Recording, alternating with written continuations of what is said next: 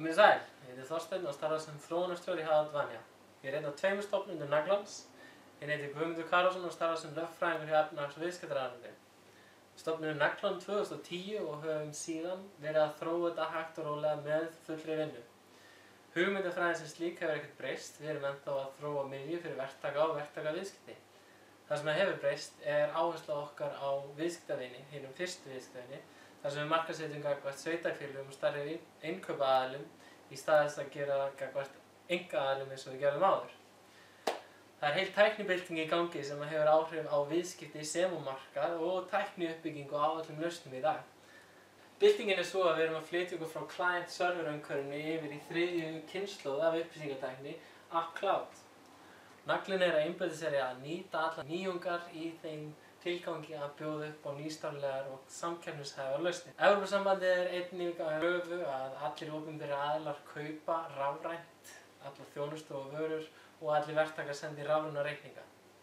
Sama skapi þá er fjármálaráðherra nýbúinn að gefa það út að frá og með 1. janúar 2015 þá mun ríkið eingöngu taka á móti rafrænum reikningum sem hentar okkur ágætlega því það er akkurat það sem við bjóðum upp á, rafræn innkaup, rafrænir reikningar.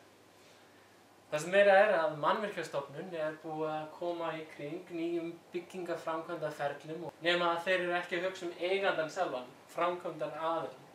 Og þar kemur Naglinn inn. Og hérna erum við búin að teikna okkur inn í ferlið hjá Mannvirkjastofnuninni. Við bjóðum upp á lausnir fyrir verktaka, fyrir verksala, fyrir reikninganótendur, fyrir húsfélög og aðra húseigendur. Það sem gerir okkur kleift að bjóða upp á þjónustuna með þessum hætti er það að við setjum verktakann í miðjuna. Allar þjónustur miðar að því að þjónusta verktakann. Hann getur svo notað okkar miðju til þess að tala við hvers kyns tegund af sínu viðskiptavini, hvort sem það eru einkaaðilar, fyrirtæki eða hið opinbera.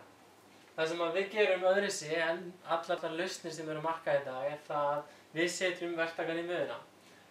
Mesti hagurinn af rafrænum viðskiptum og rafrænum reikningum er hjá verkkaupa og þar er hvatinn til þess að búa það til viðbætur við þeirra tölvukerfi sem gerir það verkum að verktakinn þarf að kengjast mörgum og vinna með margar.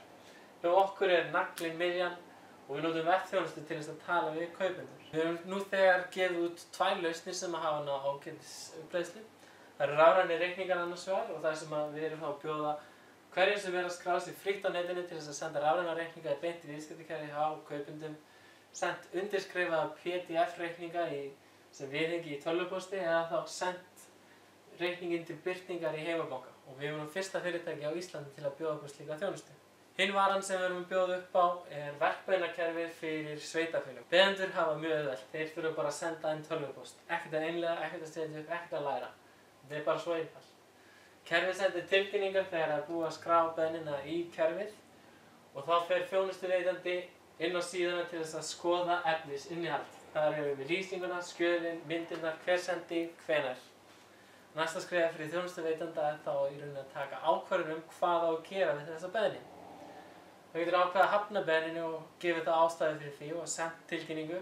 Það getur valið að úthluta einstaka verktaka úr sínum verktakahópum sem samsvara þá rammasamningum eða þá hann getur leitað tilboða hjá hóp verktaka og hann getur þá skilgreint sinn hóp innan sveitarfélags eða tekið allan með samsvarandi hæfni á landinu. Hér er það með verksíðu með tilboði þar sem tilboði birtist á verksíðunni og verksíða það sem við erum með úthlutað verk og færri skref.